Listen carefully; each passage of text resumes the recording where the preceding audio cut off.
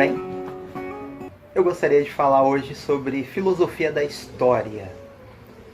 Os homens já fizeram muitas reflexões a respeito da história da humanidade. Alguns comentadores do assunto, como Rossano Pecoraro, dizem que o primeiro homem a falar a respeito de uma história universal, mais do que de um conjunto de histórias locais, foi o historiador Políbio, que teria visto no domínio do Império Romano uma evidência de que haveria uma história universal e de que ela estaria caminhando para um determinado sentido. Verdadeiras ou falsas, as concepções de história têm muita relevância nos acontecimentos humanos, nas ações de determinados grupos. Um dos grandes exemplos, e está muito perto de nós, é a visão marxista, de que o fim da história é uma história sem classes.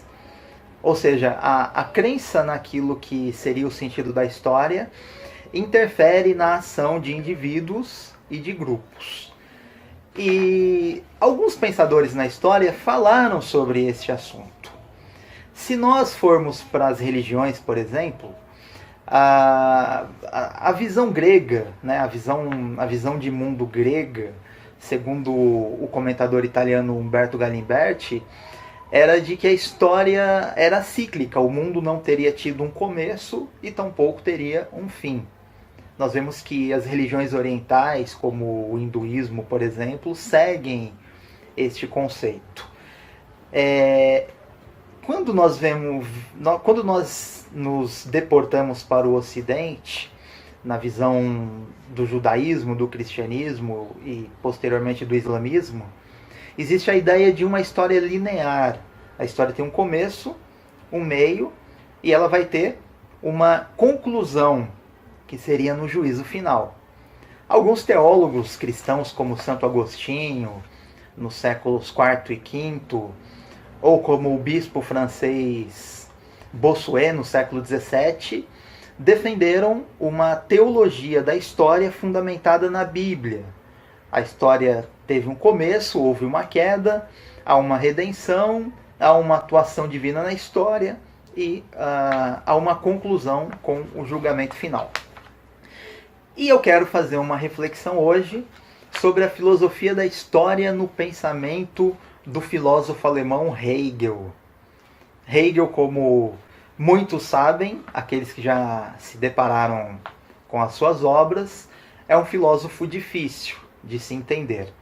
Sem contar que há algumas obras de Hegel que não foram escritas pelo próprio Hegel, foram anotações de seus alunos que tiveram contato com ele em suas aulas, e essas obras chegaram até nós. E muitos comentadores admitem que Hegel é um filósofo obscuro, difícil, mas ele é profundo.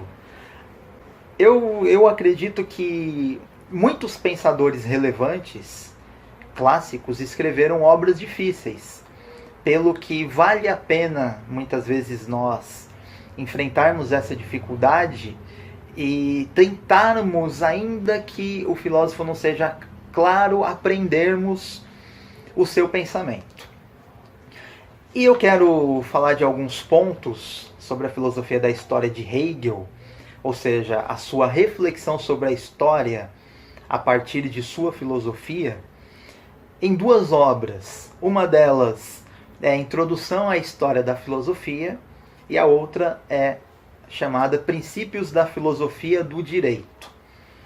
Com base nessas duas obras eu vou falar de alguns pontos aqui e também citarei alguns comentadores de Hegel. Um dos conceitos que nós precisamos saber para apreender melhor a filosofia da história de Hegel é o conceito de espírito. Quando nós lemos a palavra espírito na obra de Hegel, nós não devemos, de maneira precipitada, achar que ele está falando de espírito como nós concebemos. Mas, como eu disse, Hegel não é um filósofo fácil, ele não deixou as coisas prontas para nós entendermos claramente seu pensamento. Então, é importante nós buscarmos pistas do que é espírito para Hegel. E nós vamos entender a importância desse conceito para compreendermos sua filosofia da história. Algumas coisas que Hegel diz, por exemplo. Hegel diz que é muito longo o tempo que o espírito emprega em elaborar a filosofia. Então, o espírito para Hegel é aquele que elabora a filosofia. Hegel diz que a história é a encarnação do espírito na forma de evento. Hegel era um cristão luterano e é possível que ele tenha pensado no conceito cristão do logos, do verbo encarnando, né, o conceito de Cristo como Deus se fazendo homem. Hegel diz que o espírito, de novo aqui o termo espírito, existe na arte como imagem e intuição, na religião como sentimento e representação na filosofia como pensamento puro e livre. Ou seja, o que Hegel chama de espírito está na religião, está nas artes, está na filosofia, de alguma forma atuando. O comentador Peter Singer diz que talvez o espírito na concepção hegeliana seja Deus, mas não como nós, aqui no Ocidente, na visão judaico-cristã, compreendemos, mas talvez como espírito, como Deus no sentido mais oriental, alguma coisa próxima do panteísmo. Deus é tudo, tudo é Deus, um ser que é um com tudo. No entender do comentador Michael Inwood, no seu dicionário Hegel, ele afirma que o espírito que ele chama de objetivo, é o espírito comum de um grupo social, consubstanciado em seus costumes, leis e instituições. Parece que ele está falando aqui de alguma coisa como a cultura de um povo, né? Existe algo que permeia o pensamento dos povos e se reflete em sua cultura. Então, o que é o espírito para Hegel? É difícil estabelecer uma definição, mas com base no que o próprio Hegel disse e alguns de seus comentadores falaram, parece que o espírito é algo, talvez não pessoal, mas que guia o pensamento humano, o intelecto, que se manifesta na história humana, que não seria exatamente Deus no conceito pessoal e transcendente, mas talvez uno com todas as coisas e imanente, e que vai conhecendo a si mesmo através da história humana. Seja como for, o que eu quero dizer é que existe algo no entender de Hegel que atua na história, no pensamento, no intelecto, na filosofia, e que está direcionando a história da humanidade para um sentido. E aí, eu quero falar aqui a respeito de como Hegel divide a história. É comum nos pensadores da filosofia da história, como por exemplo Giambattista Vico, filósofo italiano do século XVIII, o próprio Hegel, como nós vamos ver aqui, Voltaire no século XVIII, estabeleceu 4 períodos para a história, períodos esclarecidos, o filósofo Comte, filósofo francês do século XIX, todos eles estabelecem períodos, etapas. E Hegel estabeleceu 3 ou 4 etapas. E eu vou falar aqui para você. A primeira etapa pela qual a história da humanidade passou, segundo Hegel, é o que ele chama de mundo oriental, que engloba alguns países, como Índia, China e alguns outros. E Hegel estabelece uma característica principal para esse período. Citando o próprio Hegel, no mundo oriental, o mundo é uma teocracia e o chefe é um sacerdote supremo. A legislação é a religião e o mandamento moral é lei jurídica. Mas o principal ponto que Hegel destaca aqui é que no mundo oriental não existe personalidade individual. Em outras palavras, aquilo que nós conhecemos como conceito de indivíduo, você se vê como indivíduo, eu me vejo como indivíduo, para Hegel não existia no mundo oriental. O comentador Peter Singer diz o seguinte aqui: o sujeito oriental não possui vontade própria. A moral é regulamentada externamente. A consciência individual não existe. Isto é, no mundo oriental existia apenas a ideia de que um homem era livre, o déspota, e todo o resto da sociedade encarava até mesmo a autoridade política como algo natural. Então não havia o pensamento individual no sentido de que cada pessoa poderia ter o seu próprio pensamento. Isso Hegel interpretando a história passada. Por exemplo, o mesmo comentador afirma que na Índia, por exemplo, o sistema de castas e a autoridade do déspota eram vistos como natural, como parte da natureza, não como conceitos, ideias ou desenvolvimentos políticos e humanos. E aí Hegel fala de um segundo momento que está mais ou menos ligado ao terceiro, que é o que ele chama de mundo grego. Hegel dizia que o homem grego, o homem ateniense, ele via a si mesmo como livre, diferente já do homem do mundo oriental. No entanto, Hegel afirma que o grego se via livre como grego, como ateniense, não como homem, não como ser humano. E Hegel chega a afirmar que mesmo os grandes filósofos gregos, como Platão e Aristóteles, não conheciam o conceito de que o homem era livre por ser homem, e sim por ser grego. E Hegel também comenta que na República, Platão exclui conceitos fundamentais para que o ser humano se visse como indivíduo: a propriedade privada, a família e a escolha de uma profissão. E Hegel dá um exemplo clássico de que o grego não se via livre como grego, que era a existência da escravidão.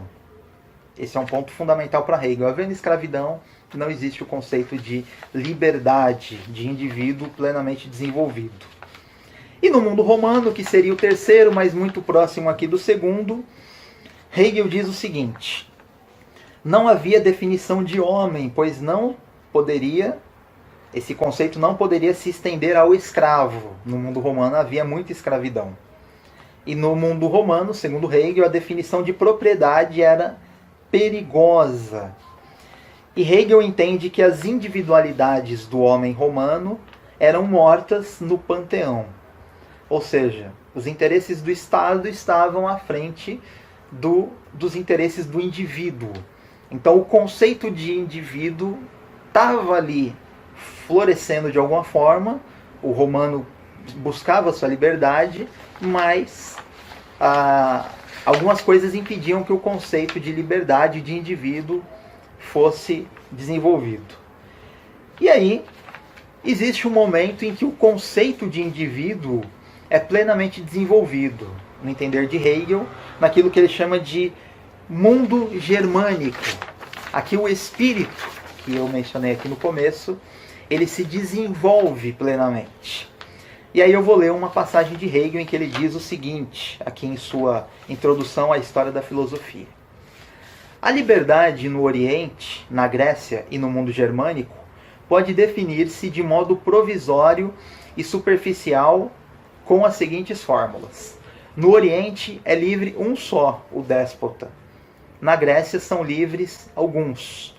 Na vida germânica vale o axioma que todos são livres, isto é, o homem é livre enquanto homem. E aí Peter Singer afirma que Hegel se refere ao mundo germânico, ao período germânico, como o período que foi da queda do Império Romano, no século V, até os dias de Hegel, no século XIX. E aqui o conceito de indivíduo para Hegel, ele toma um desenvolvimento muito grande, que não foi conhecido, segundo ele, no mundo oriental, no mundo grego e no mundo romano. E aqui existe o conceito de consciência individual. O homem é livre enquanto homem, por ser homem, não por ser grego, romano ou germânico. E existe algo fundamental que Hegel entende que cooperou para o desenvolvimento do conceito de indivíduo. Para ele é a visão cristã. O surgimento do cristianismo, em suas bases, e especialmente para Hegel, a reforma protestante, são fundamentais para que o conceito de indivíduo se desenvolva e alcance o seu ápice. E aí eu leio aqui outra referência de Hegel, também em sua introdução à história da filosofia. Ele diz o seguinte: na doutrina cristã, começou a surgir a teoria de que diante de Deus todos os homens são livres, que Cristo libertou os homens, os fez iguais diante de Deus, os livrou para a liberdade cristã. Essas determinações fazem a liberdade independente do nascimento do lugar da cultura, e é extraordinário o avanço que se conseguiu com isto. Provavelmente Hegel tem em mente passagens, por exemplo, de Paulo, em que ele diz que em Cristo não há grego, não há judeu, não há escravo, não há livre, não há homem, não há mulher, todos são um em Cristo. Como ele diz, por exemplo, em suas cartas aos Gálatas, aos Colossenses. Isso que para nós parece tão simples hoje, no entender de Hegel, ali o cristianismo surge com o período do domínio romano, com uma influência enorme ainda da cultura grega, em que havia escravidão. Tal declaração como essa de Paulo, que não distingue o escravo e o livre, o homem, a mulher, para Hegel é algo extraordinário que vai cooperar, que vai ser um motor, um impulsionador para o conceito de indivíduo se desenvolver grandemente, muito mais do que tinha sido desenvolvido nas culturas anteriores.